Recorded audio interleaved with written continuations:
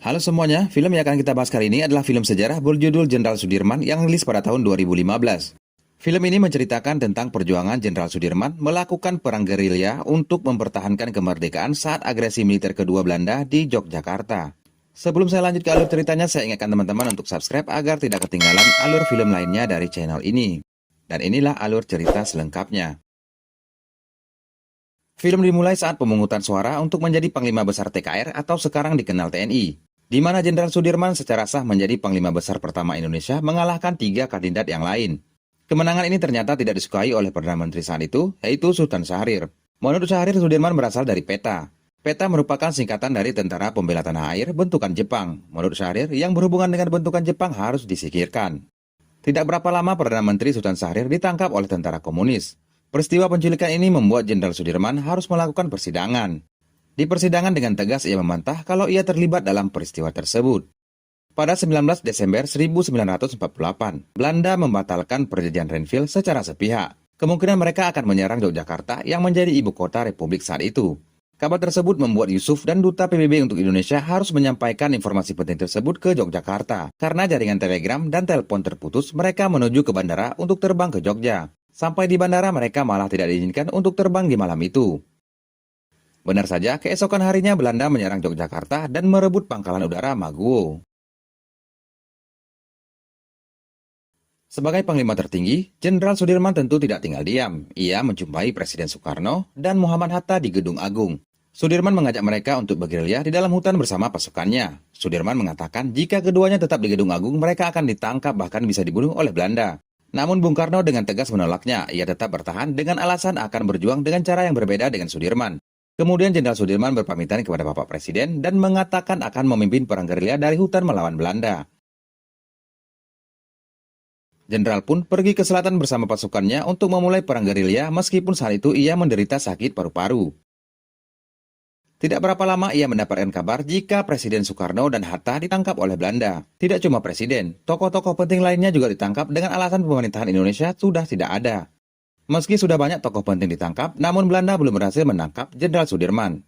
Jenderal Simon Spoor pun memerintahkan kepada anak buahnya untuk segera menangkapnya. Sementara Jenderal Sudirman sendiri saat itu sedang sakit paru-paru harus ditandu oleh anak buahnya dan terus berpindah-pindah dari satu tempat ke tempat lain. Hingga pada suatu malam di dalam hutan, tiba-tiba salah satu warga bernama Karsani datang menemui pasukannya Jenderal Sudirman yang sedang beristirahat. Kedatangannya secara diam-diam membuat mereka terkejut. Karsani menjelaskan ia ingin ikut berperang melawan Belanda bersama Jenderal Sudirman dan tentara lainnya. Meski tidak memiliki kemampuan militer, karena memiliki tekad yang kuat, Karsani pun diterima menjadi seorang prajurit. Keesokan harinya Angkatan Udara Belanda membombardir tempat persembunyian mereka. Untungnya tidak ada satupun korban karena mereka cepat berlindung. Kemudian pasukan Jenderal Sudirman ini melanjutkan perjalanannya hingga mereka sampai di sebuah rumah warga. Atas saran Kapten Nuli, malam itu mereka beristirahat di rumah tersebut. Sementara Belanda terus mengatur strategi untuk menangkap Jenderal Sudirman. Mereka juga membayar warga lokal untuk menjadi mata-mata mereka. Sementara Karsani berhasil mencuri kereta kuda mata-mata Belanda dan berhasil membawanya pulang. Sampai di sana ia menceritakan ia telah mencuri kereta kuda dari markas Belanda yang tidak jauh dari tempat mereka tinggal. Perkiraan mereka ternyata salah. Belanda yang dikira jauh ternyata sangat dekat dengan posisi mereka. Akhirnya Jenderal memerintahkan pasukannya untuk segera pergi dari desa tersebut. Tidak berapa lama, pasukan Belanda datang untuk mencari mereka. Untungnya mereka sudah pergi dengan tidak meninggalkan jejak apapun. Setelah menempuh perjalanan yang cukup melelahkan, akhirnya mereka sampai di Kediri dan langsung beristirahat di malam itu. Esok harinya Kapten Nauli dan Karsani pergi untuk mencari perlengkapan mandi, dan mereka melihat banyak tentara komunis di Kediri. Hal ini tidak lepas dari pengaruhnya Tan Malaka, tokoh komunis yang mempengaruhi rakyat untuk menentang pemerintahan Soekarno-Hatta. Kapten Nauli pun kemudian melaporkan situasi Kediri kepada Jenderal, karena sudah tidak aman mereka kembali berpindah tempat. Sementara Jenderal Spoor memerintahkan untuk menyerang Kediri dari udara. Ia juga memerintahkan untuk terus mengejar Sudirman dan menghancurkan desa yang mereka lewati. Jenderal Sudirman sendiri mengumumkan melalui radio jika Tentara Nasional Indonesia kuat dan menguasai wilayah Indonesia. Setelah pengumuman itu, pasukan Jenderal Sudirman kembali diserang dari udara. Pada suatu ketika, pasukan Belanda diserang oleh tentara Indonesia. Setelah menyerang Belanda, tentara ini mundur dan kembali masuk ke hutan. Malam harinya, Kapten Nauli dan satu tentara lainnya berhasil membumi hanguskan salah satu markas Belanda. Di malam harinya, pasukan Belanda di malam yang gelap gulita menyusuri hutan. Untungnya, pasukan Jenderal Sudirman tidak kelihatan oleh mereka, padahal jaraknya sudah cukup dekat. Hingga akhirnya hujan memaksakan pasukan Belanda ini pulang ke markas. Tentara Indonesia dengan amunisi yang terbatas terus memberikan perlawanan kepada Belanda. Mereka terus menyerang dengan taktik yang cerdik sebelum akhirnya lari dan masuk ke dalam hutan. Hingga pada suatu malam, para pejuang bermalam di salah satu rumah warga. Keesokan harinya, mereka dikejutkan dengan kedatangan pasukan Belanda. Akhirnya, mereka pun pergi dari rumah itu. Naasnya saat pasukan Belanda datang, salah satu warga tewas karena tidak ada yang mengaku di mana Jenderal Sudirman. Sementara para tentara dengan susah payahnya sampai di tempat yang aman di atas bukit. Sampai di sana ternyata beras mereka tinggal di desa yang barusan disinggahi. Hal ini membuat 2 orang tentara ditugaskan untuk mengambilnya. Tidak cuma beras, ternyata kopernya jenderal juga tertinggal. Kapten Suparjo dan Karsani juga kembali ke desa tersebut. Di tengah perjalanan, 2 orang tentara nasional sama-sama terkejut dengan 2 orang pasukan Belanda yang sedang berpatroli. Mereka pun kembali ke atas bukit dan memberitahukan jika Belanda sudah sangat dekat. Sementara, pasukan Belanda mulai menaiki bukit untuk mencari keberadaan Jenderal Sudirman. Mengetahui hal itu, mereka pun menjauh dan mencari tempat yang lebih aman. Di sisi lain, Kapten Suparjo dan Karsani berhasil kembali ke rumah itu untuk mengambil koper jenderal. Di sana mereka diberitahukan jika pemilik rumah yang mereka singgahi tewas di tangan Belanda. Hingga pada suatu malam, Jenderal Sudirman dan tentara lainnya sedang berada di sebuah rumah. Mereka kemudian dikejutkan dengan kedatangan Belanda yang telah mengepung rumah tersebut. Karena tidak ada jalan lagi untuk lari, Jenderal Sudirman memerintahkan anak buahnya untuk tetap tenang dengan melakukan zikir bersama. Ternyata salah satu tentara bernama Kunto adalah mata-mata Belanda yang membuat keberadaan mereka selalu diketahui. Kunto langsung menunjukkan kepada mereka Jenderal Sudirman. Namun Belanda tidak percaya orang tersebut adalah jenderal dan langsung menghabisi mata-matanya karena dianggap tidak becus bekerja.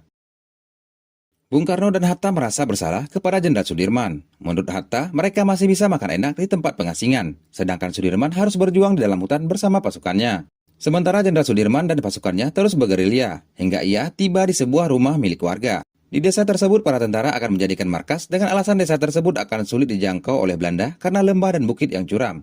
Di sisi lain, Tan Malaka dan pengikutnya berhasil ditangkap dan dieksekusi. Esok harinya, Kapten Noli ditugaskan membawa sepucuk surat kepada Sri Sultan di Yogyakarta, dan prajurit Hanum ditugaskan untuk membawa surat kepada istrinya. Mereka pun berangkat bersama dengan beberapa prajurit lainnya. Di dalam perjalanan, Karsani mengatakan negara kita ini 70 tahun ke depan akan menjadi negara yang aman, damai, makanan yang berlimpah, dan kesejahteraan akan terjamin. Perkataan Karsani ini pun diaminkan oleh yang lainnya. Hingga tiba di suatu tempat, satu prajurit diperintahkan oleh Noli untuk ke markas Letkol Sohadi untuk mencari bantuan. Sementara dia dan yang lain akan melanjutkan perjalanannya ke Yogyakarta. Dalam perjalanan ke Jogja, Hanum tertinggal di belakang. Kapten Noli pun memerintahkan Karsani untuk mencarinya. Ternyata, Hanum tertidur di bawah pohon karena dirinya memang kurang tidur semalam. Di belakangnya ternyata ada pasukan Belanda yang sedang berpatroli. Ketika terbangun, ia pun terkejut dan berlari menjauh dari mereka. Sementara Karsani terus mencari dan memanggil Hanum. Keberadaan Karsani pun diketahui oleh Belanda. Ia dikepung dan tidak bisa berbuat banyak. Karsani pun gugur di hari itu. Kepergian Karsani menjadi pukulan berat bagi teman-teman seperjuangannya. Di markas salah satu perwakilan Belanda, terlibat adu mulut dengan Jenderal Spur. Ia mempermasalahkan sampai saat ini Jenderal Sudirman belum tertangkap yang membuat situasi menjadi semakin rumit. Apalagi dengan adanya perjanjian Rumroyon yang mengharuskan Belanda untuk menarik pasukan, menghentikan peperangan dan membebaskan tahanan politik termasuk presiden. Tentu saja perjuangan Belanda menjadi sia-sia ingin menjajah kembali Indonesia. Sementara Jenderal Sudirman yang mengetahui perjanjian tersebut sangat murka. Karena suatu waktu mereka bisa melakukan agresi militer untuk ketiga kalinya. Utusan Bung Karno pun datang untuk menjemput jenderal. Karena isi perjanjian tersebut juga mengharuskan Tentara Nasional Indonesia untuk berhenti berperang. Awalnya, sang jenderal menolak untuk menghentikan perang gerilya. Namun, setelah membaca surat yang dikirim oleh Sri Sultan yang memintanya untuk pulang, ia pun menyanggupi permintaan tersebut dan kembali ke Jogja untuk bertemu presiden. Film pun selesai.